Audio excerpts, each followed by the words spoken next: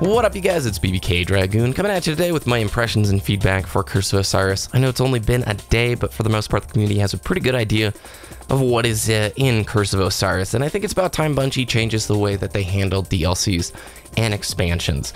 I'll preface this by saying two things. The first is there will be spoilers narratively and visually in this, so if you want to skip this video, that's totally fine with me. Go in blind, all good.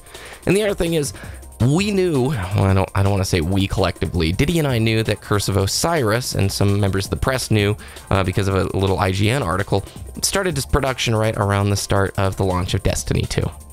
And that is something that I believe in the past Bungie has said they didn't like about the Dark Below. They didn't feel like they had enough time to do it. So you're looking at a dev time of like, what, 12 weeks? That's not a lot of time, and so I didn't expect a behemoth here, but wow, it is pretty short in terms of the campaign and in terms of the replayability of the Infinite Forest, which can be fixed very easily, and I'll outline that here in a second. So, the campaign itself, the story, and the art and the music. The art and the music are the standout points. Okay, beyond a shadow of a doubt, that's the best bit from this entire expansion. The art, second to none. Bungie, your team is unreal. Some of the locations, albeit you don't visit many new ones, are just incredibly detailed. They're so beautiful, and I want more reasons to go back through them. Your music team, once again, has hit the ball out of the park. It fit, it gave heroic moments, it had a Vex theme to it. Those two elements are 9 out of 10. The rest, however, is a bit perplexing. So first of all, Mercury as a patrol space is really small. It's just a little donut. 1 lost sector, 1 public event, 2 VIPs, and 5 gold chests. And that's pretty much it. The story mode itself I was able to complete in about an hour and a half. And that is, you know, I don't know what you deem acceptable for a $15 expansion. For me, I didn't expect a whole lot, but I would compare this directly probably to like House of Wolves for you Destiny 1 players. The story itself falls so flat on its face it hurts, and it stinks because the character of Osiris is such a massive character in the lore. This is something that we have looked forward to as a Destiny player for so long, and he's pretty much absent for 98% of the campaign itself. And then when you finally do reach the point, the crux, where he could become a major character and he could become something that you're going to, you know, then interact with.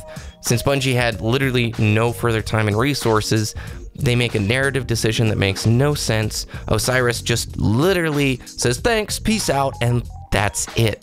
You can tell Bungie didn't have the time or the resources to do this character justice, and it shows in the story. It really shows. They tried to avoid utilizing Osiris as much as possible, which is crazy because it's the Curse of Osiris. The PR builds it up this way, and really, he is a periphery character in the entire thing. So it's not terrible. Like, I mean, it's not a terrible campaign. It's just short, disjointed, and you're going to spend most of your time going back through locations you visited before. I think what the dev team did is they sat down, they said, look, we have 12 weeks. There's no way we can create 10 new locations with the kind of art that we like to build. So what are we going to do? All right, well, let's build the Infinite Forest, and that is a good idea to let us utilize a singular space and a singular set of tile sets over and over again, because you will be, the majority of the backbone of Curse of Osiris is going through the Infinite Forest. And it is cool. I think it's a cool idea. It just falls apart when it comes to repetition and replayability here. It's kind of funny to me because the activity called the Infinite Forest, you can only run it 6 times per week, and there's only 3 to 4 variations per week, which is kind of odd because it's a really cool idea for an activity. Let me explain what works. Heroic adventures. Once you've completed the campaign, you get to visit Brother Vance, and you can pick up a heroic adventure, just like you could with Ikora's missions. Basically, you could go back and play missions for rep. There's 3 normal adventures in the Infinite Forest and 3 heroic. The heroic are freaking cool because they have nightfall modifiers on them, recommended power of 300, and there is a timed element for most of them. Freaking cool idea. This represents to me some of the best challenging solo content that the game has to offer for players with a short amount of time. These take, you know, maybe 15 minutes. But there's some cool jump puzzle elements to them. I actually found the modifiers in conjunction with the higher power enemies to be a challenge. Super fun activity, right? And this could occupy a space of its own as a replayable type of game in Destiny for players who aren't ready to Nightfall. Like, they don't have the time to set aside, 30 minutes for their Nightfall, but, maybe they want to play some challenging content for 15 minutes. So you complete it, and then you're locked out for the next week. You cannot do that adventure again. You go back to Brother Vance, he's like, nope, come back next week to do it again. And it blows my mind because this is really cool content, and it's a great example of, again, Bungie, you weekly locking out content instead of weekly locking out the loot. Put the sweet loot on a weekly lockout so the players have to work week to week to progress their characters forward. I understand that. I played a lot of different MMOs and a lot of different investment type games. And when you put the loot on a weekly lockout, players, that's fine. That's normal. That's expected. But don't lock out the activity itself. Let me go through the Infinite Forest as many times as I want that week, develop a sub-currency, or let me earn tokens with Brother Vance. Okay? It's as plain as that. When you lock out the cool content after going through it once, I'm left here going after the first day of Curse of Osiris. I would love to go back in and re-experience that, Bungie. I would love to go back through that heroic adventure and try it again. That bonus objective beat me.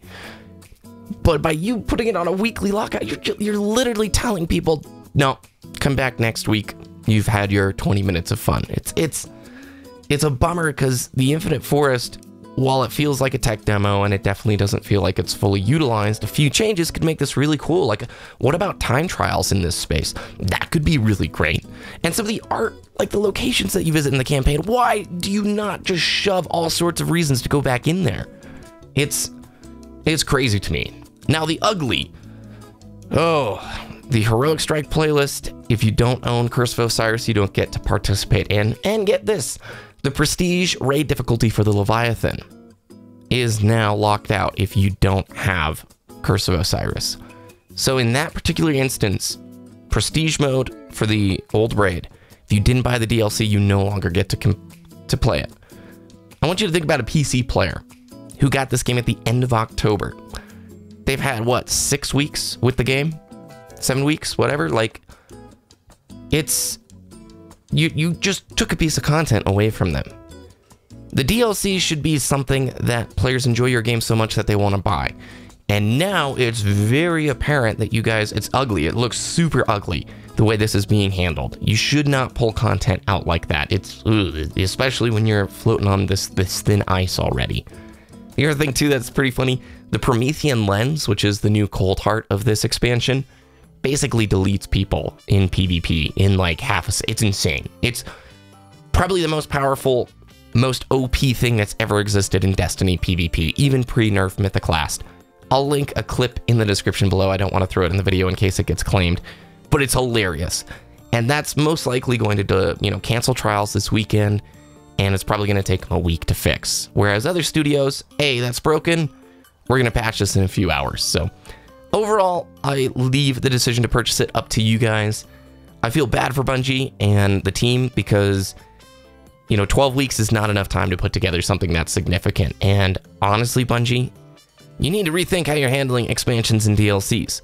If you don't have the time to put it together, then don't base the whole thematic around such a giant character in the lore. Don't build up such an enormous center point for the plot and then fail to deliver on it, because it's just, I don't hold it against you. 12 weeks is not enough time to build something that huge. So Bungie, push back, man. Do a DLC in the spring, because honestly, Curse of Osiris feels, minus the art and the music, like it could have been a free update. That type of thing. Like Mercury itself feels like it could have been a free update, as could the Infinite Force. And I know it costs money to create all this stuff. I'm just saying, from an engagement perspective, this feels a lot like House of Wolves to me. So thanks very much for watching. I'd love to hear what you guys think about Curse of Osiris. Let me know down in the comments below. Thumbs the video up if you enjoyed. Subscribe for more, and I'll check in with you next time.